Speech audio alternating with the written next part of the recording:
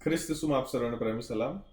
આજે લેન્ટનો 31મો દિવસ અને નિયોગશાસ્ત્ર પાઠ લુકની લખેલી સુવાર્તા તેનો 22મો અધ્યાય 31 થી લઈને 34 વચનમાંથી લેવામાં આવેલું છે. અહીંયા પ્રમાણે લખેલું છે: સિમોન, સિમોન, જો શૈતાને ઘઉંની જેમ ચાળવા માટે તમને કબજે લેવા માંગ્યા, પણ મેં તારે માટે વિનંતી કરીશ કે તારો વિશ્વાસ ખૂટે નહીં, અને તું તારા ફર્યા પછી તારા ભાઈઓને સ્થિર કરજે.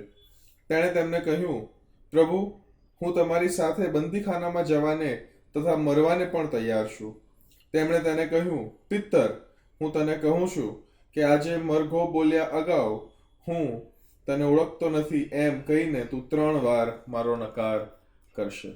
લુકની લખેલી સુવાર્તા તેનો 4થો અધ્યાય, માથીની લખેલી સુવાર્તા તેનો 4થો અધ્યાય. આ બંને માથી અને લુકના 4થા અધ્યાયની અંદર એક બહુ જગત્યની ઈસુના જીવનની ઘટનાની નોંધણી કરવામાં આવેલી છે. જો તમે બાઇબલના રેગ્યુલર વાંચનાર છો તો માથી 4 અને લુક 4 સાંભળીને તમને તરત જ એ ઘટના પણ યાદ આવી ગઈ હશે. બટ જો ના આવી હોય તો લેટ મી ટેલ યુ, એ બંને 4થા અધ્યાયોની અંદર ઈસુ ખ્રિસ્તના પરીક્ષણ વિશે લખવામાં આવેલું છે કે કેવી રીતના શૈતાન ઈસુનું પરીક્ષણ તેમને અરણ્યમાં તેઓ હતા ત્યારે કરે છે. 3 અલગ અલગ રીતના કરે છે, રાઈટ? અને એ બધાની સામે ઈસુ દાદ આપતા નથી. ઈશ્વરના વચનો વડે તેઓ એ શૈતાનના પરીક્ષણમાં પડતા નથી અને તેને પરાજય આપે છે.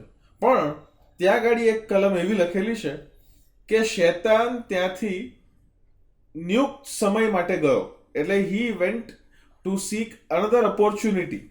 એનો મતલબ એમ કે એ લુક 4 અને માથી 4માં જે પરીક્ષણની વાતો લખેલી છે એ કેવળ એકલા પરીક્ષણો નહોતા જે ઈસુ ખ્રિસ્તે ફેસ કર્યા હતા, પણ શૈતાન એ દરેક પરાજય બાદ વધારે અને વધારે ઇન્ટેન્સિટી સાથે હુમલો કરવાનો પ્રયત્ન કરી રહ્યો હતો. આની અગાઉ આપણે જોયું કે કેવી રીતના ઓલરેડી ઈસુ ખ્રિસ્તના ટ્રેઝરરને તો શૈતાને પકડી લીધો હતો, રાઈટ?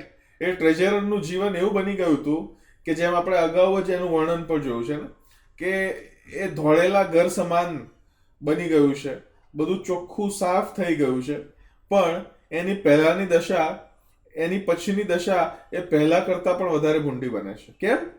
કેમ કે તે યહૂદા ઇસ્કારિયોત જેની વાત કરી રહ્યા છે તે ઈસુને પોતાના જીવનમાં એ માલિકપણું આપતો નથી અને માલિકનો માલિક બનીને માલિકને વેચવા નીકળે છે. ધેટ્સ વોટ વી સો. એટલે એની પછીની દશા એ પહેલા કરતા પણ ભયંકર બને છે અને ત્યાં ગાડી એનો અંત હું ને તમે જાણીએ છીએ આગળ શું થાય છે. અહીંયા ગાડી હવે શૈતાન એ બીજા પ્રભુ ઈસુ ખ્રિસ્તના શિષ્ય પર હુમલો કરવા માટે તૈયાર છે અને આ વખતે જે શિષ્ય પર તે હુમલો કરનાર છે તે એક સ્પોક્સ પર્સન હતો. એટલે એમ કે એક બોલ્ડ વ્યક્તિત્વ હતું, who was not afraid to speak, who was not afraid to proactively act, who was not afraid, એ કોઈ પણ વાતથી એ અચકાતો કે ખચકાતો નહોતો. એક રીતની બોલ્ડ પર્સનાલિટી અહીંયા ગાડી હતી. પ્રભુ ઈસુ ખ્રિસ્તની સાથે જે વ્યક્તિને પાણી પર ચાલવાનો અનુભવ હતો, પ્રભુ ઈસુ ખ્રિસ્તને સર્વપ્રથમ ઈશ્વરના પુત્ર તરીકે ઓળખનાર વ્યક્તિ તે હતો. અને તે જ રીતના એ અલગ અલગ બાબતોની અંદર જો આપણે જોઈએ તો ઇવન પ્રભુ ઈસુ ખ્રિસ્તના શિષ્યોમાં જો પહેલું નામ તમારા મનમાં આવતું હોય તો કદાચ આ જ શિષ્યનું હશે. પછી પ્રભુ ઈસુ ખ્રિસ્તનું જે અંદરનું વર્તુળ હતું 3 શિષ્યોમાંનું, એમાં પણ આ શિષ્યનું નામ તમે અચૂક પહેલા બોલશો. 1, 2, 3 ના સિક્વન્સમાં પહેલા તમે આ નામ બોલશો. આ જે શિષ્યની હું વાત કરી રહ્યો છું તે શિષ્યના ઘરમાં પણ પ્રભુ ઈસુ ખ્રિસ્ત અવારનવાર જાય છે. એનું ઘર કફરનહૂમમાં હતું અને એ કફરનહૂમની અંદર પ્રભુ ઈસુ ખ્રિસ્તની ઘણી બધી વાર એન્ટ્રી તમને જોવા મળે છે અને ત્યાં આગળ મિનિસ્ટ્રી ઘણી બધી ઈસુ ખ્રિસ્ત કરે છે. અને પછી આ જ શિષ્ય તે આગળ ચાલીને એ મંડળીનો બહુ અજાયબ જેવો પાયો પણ બને છે. તે જ શિષ્ય એના એ જે પેન્ટિકોસ્ટના સન્ડે પછી જે વચન, એ સંદેશો જે આપે છે તે દ્વારા સર્વપ્રથમ એ બહુ મોટું ગ્રુપ એમની પર આત્મા પ્રભુનો આવે છે અને તેઓ પણ એ પ્રભુને અનુસરનારા બને છે. અને આ જ શિષ્ય જેની વાત કરી રહ્યો છું તે શિષ્યને રોમન કેથલિક ચર્ચ તે ચર્ચના એ પહેલા પોપ તરીકે ગણે છે. મારે ને તમારે માનવાની જરૂર નથી કે પોપની વાત, I am not telling that, but જે શિષ્યની વાત કરી રહ્યો છું તે એનું નામ છે પિત્તર. કે જેનું બીજું નામ સિમોન પણ હતું અને પછી કેફા તરીકે પણ તે ઓળખાતો હતો. પિત્તરની વાત અહીંયા ગાડી કરવામાં આવેલી છે. પણ પિત્તરના જીવનનું જે આ ઘડી છે તે કદાચ એક નબળી ઘડી બની જાય છે. અહીંયા ગાડી જે ઘટના મારાને તમારા માટે લખવામાં આવેલી છે તે ઘટનામાં જેમ ઈસુ ખ્રિસ્ત અગાઉ માર્થા કહે છે ને, માર્થા, એ જ રીતના એ જ ભાવના સાથે એ જ પ્રેમ સાથે પ્રભુ ઈસુ ખ્રિસ્ત અહીંયા પણ કહે છે સિમોન. શૈતાને તમને કબજે કરવાની શું માંગી છે કે તમને કબજે લેવા માટે તેણે પ્રયત્ન કર્યો છે, પણ પછી તમને એટલે પ્લુરલ લખેલું છે, પણ પછી પ્રભુ ઈસુ ખ્રિસ્ત કહે છે પણ મેં તારે માટે વિનંતી કરી કે તારો વિશ્વાસ ખૂટે નહીં. પ્રભુ ઈસુ ખ્રિસ્ત એ થોડા જ સમયની અંદર જે શૈતાનનો હુમલો પિત્તર પર થનાર છે તે હુમલા વિશે તેને અગાઉથી ચેતવણી આપે છે અને પ્રભુ ઈસુ ખ્રિસ્ત કહે છે કે I have parade for you that you may not lack in your faith, કે તારો વિશ્વાસ ખૂટે નહીં, પણ તું તારા ફર્યા પછી તારા ભાઈઓને સ્થિર કરજે. પણ પિત્તરને હંમેશા એક સ્ટેપ આગળ ચાલીને વધારે બોલવાની આદત. એટલે પછી પિત્તર કહે છે કે પ્રભુ, હું તમારી સાથે બંદીખાનામાં જવાને તથા મરવાને પણ તૈયાર છું. What a bold statement. ઈસુ કહે છે કે તારો વિશ્વાસ ખૂટે નહીં, પણ પિત્તર કહે છે કે મારો વિશ્વાસ તો કદી ખૂટવાનો જ નથી. પ્રભુ, તારા પર એટલો બધો પ્રેમ ને તારા પર એટલો બધો વિશ્વાસ છે કે હું તારી માટે બંદીખાનામાં જવા અને મરવા પણ તૈયાર છું. પિત્તર એના થોડા જ સમયની અંદર તેના જીવનમાં જે બનવાનું હતું તે જો તેને ખબર હોત તો આ સ્ટેટમેન્ટ એ બોલ્યો ન હોત. પછી પ્રભુ ઈસુ ખ્રિસ્ત તેને કહે છે કે મરઘો બોલ્યા અગાઉ હું તને ઓળખતો નથી એમ કહીને તું 3 વાર મારો નકાર કરશે. પિત્તરના નકારની વાત, એ ઘટના અહીંયા ગાડી તેનું વર્ણન કરવામાં આવેલું છે. તમે જો 4 સુવાર્તાઓનું વાંચન કરો તો 4 સુવાર્તાઓની અંદર આ ઘટનાને આલેખવામાં આવેલી છે. પીટર્સ ડિનાયલ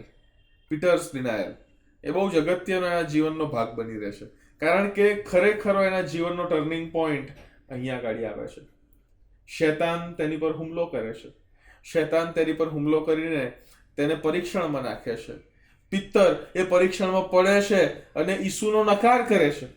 અલગ અલગ લોકો એ પિત્તરને એ સમયે જ્યારે ઈસુ ખ્રિસ્તને ગેથસેમની વાડીમાંથી તેઓને પકડીને લઈ ગયા ત્યારે પિત્તર અને બીજો એક શિષ્ય તે બંને ઈસુની પાછળ જાય છે.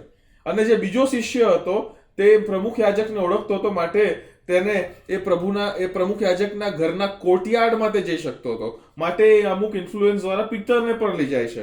જ્યારે પિત્તરને લઈ જાય છે ત્યાં ગાડી પછી અલગ અલગ લોકો એને પૂછે છે, શું તું પણ તે જ નથી જે એની સાથે ફરતો હતો? અલા, તું પણ ગાલિલનો જ છે ને? તું પણ ઈસુને ઓળખતો હોઈશ? અને પછી માલ્ખસ કે જેનો કાન પિત્તર કાપી નાખે છે એનો પણ એક સગો ત્યાં હતો, એ પણ કહે છે કે શું મેં તને જોયો નથી ત્યાં બેથસેમની વાડીમાં? પિત્તર 3 વાર ઈસુનો નકાર કરે છે કે હું તે નથી. I don't know what you are speaking. હું તે છું જ નહીં.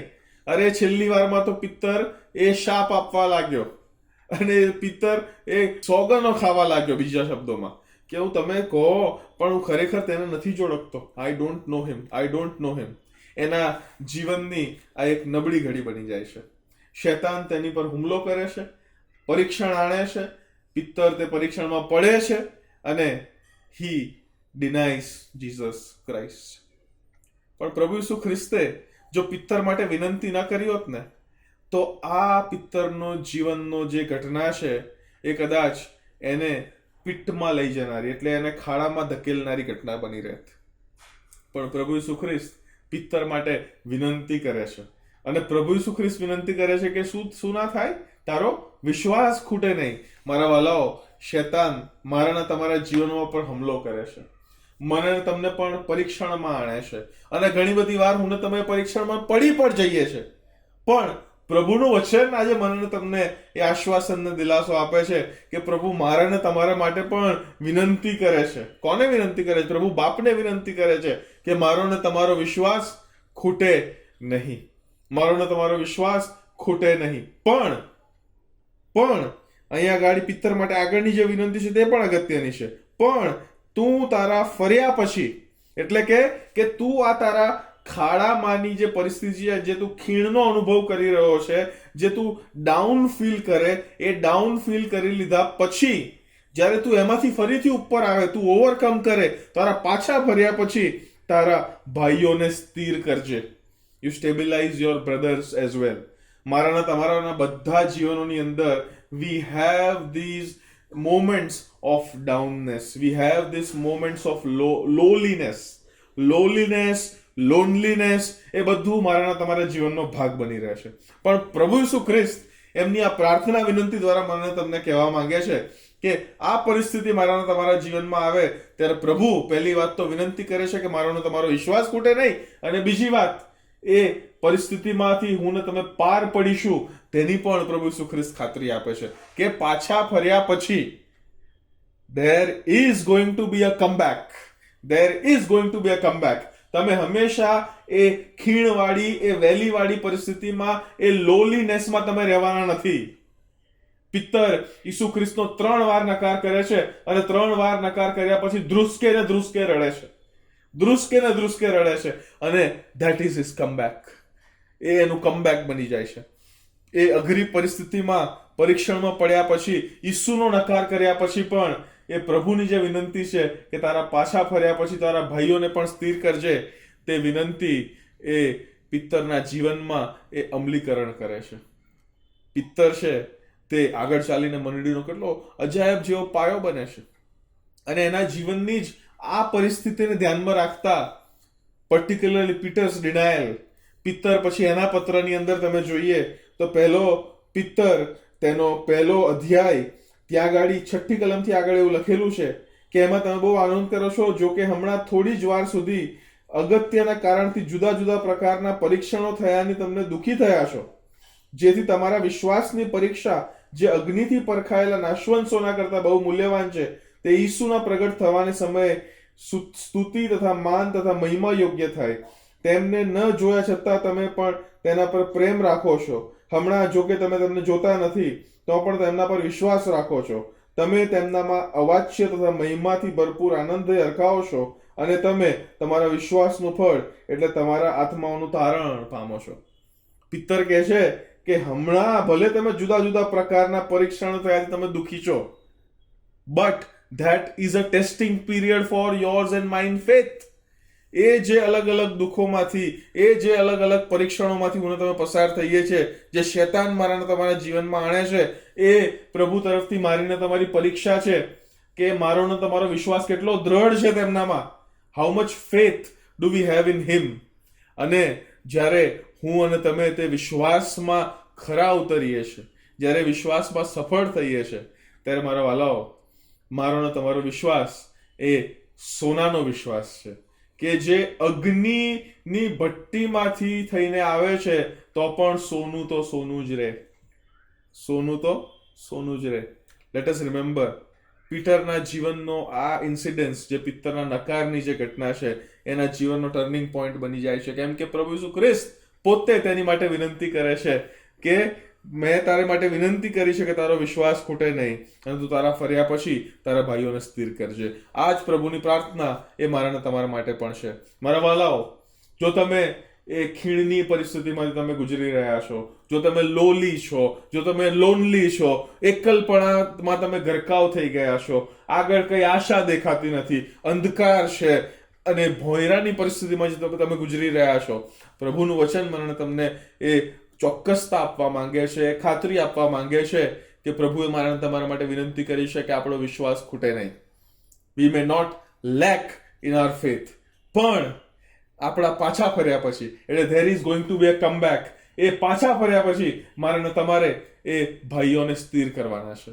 એટલે કે અન્ય લોકો, જે લોકો પરીક્ષણોમાંથી ગુજરી રહ્યા છે, એ ખ્રિસ્તનો સમુદાય જે દુઃખમાંથી ગુજરી રહ્યો છે, એ સતાવણીનો અનુભવ કરી રહ્યો છે, એ બધાને માટે મારે ને તમારે એક સ્તંભ, એક આધાર અને એક નમૂનારૂપ જીવન બનવાની જરૂર છે.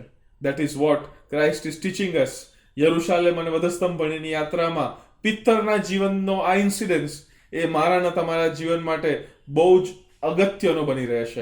And let us take a lesson from it. પ્રભુ આપ સર્વને આશીષ આપો. આમેન.